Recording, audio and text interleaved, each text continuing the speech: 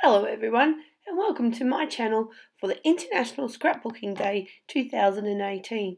I'm here for the Crafty Maven Getaway channel and we're looking at discussing how inspiration motivates us, what we find inspiring, how we get started with our layouts.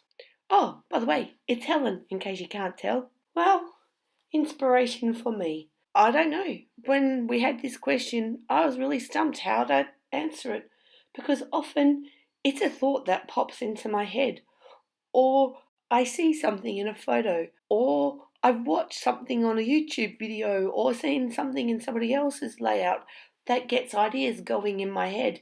And before I know it, I have my page. And if you've watched any of my videos, you'll know that often there's a mood board and I completely forget about it because I get so involved in what I'm doing that inspiration takes me in a certain way and I realize I've detoured completely off track from where I'm supposed to be. But that's what inspiration is, or that's what I think. In the moment in my head too, there's this layout I can see that has this sun and all these rays and coming out of it with parts of my life. And it's festering away, and I know soon it's going to appear in a layout because that's the inspiration. It sits there in my mind and gets going. So that's the process for me. Now, this layout that I'm working on here, although I've talked nothing about it so far, is actually a layout about 5 canvases that I made for women last year. I got approached by a lady I work with if I would make one of her friends a canvas for her 50th birthday. And so I did. All I was told was that she liked poppies and she'd been part of the military. I made her a canvas with poppies using these stamps from Unity Stamp Company, and then had the names of all the ladies. There were 5 ladies. They were all turning 50 last year because they had all gone to school together. They were a group of friends. And I made her this canvas. Well, they all loved it so much that they asked if I would make them all one for their birthday and of varying degrees of the same idea. 5 poppies, their names, but different colours and slightly different for each one. Where did I get that inspiration from? Well, I'd flicked through the stamps that I had. I knew I had those poppy stamps, and away it went. It just developed from there. And so I thought I need to record this because I don't have those canvases. They've gone to other people's homes. But I had this photo. The lady that I work with, she actually put this little collage together and sent it to me. And so I thought I need to record that.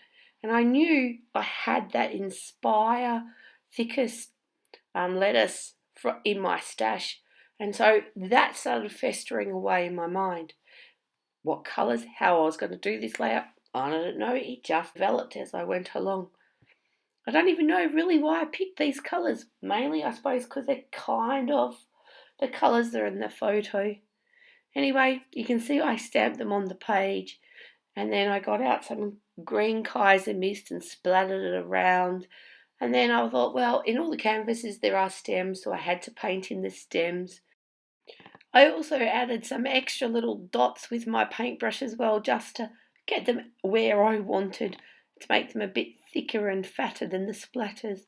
You can also see, I did it a little bit before, that I ripped down the side of the page of the white cardstock and there's the green behind.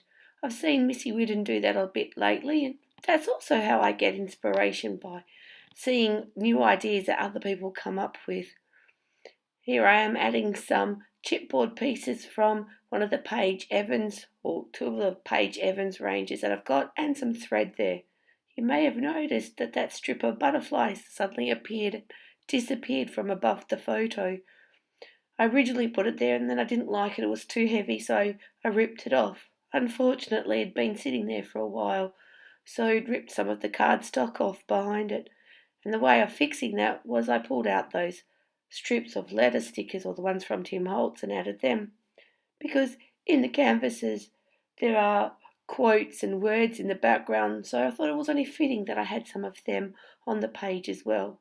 Here you can see I'm attaching some sequins just for some sparkle, but I'm also going to add some enamel dots in a minute because on each canvas I did actually use liquid enamel to add some dimension to the flowers, so I'm going to reproduce that on this page.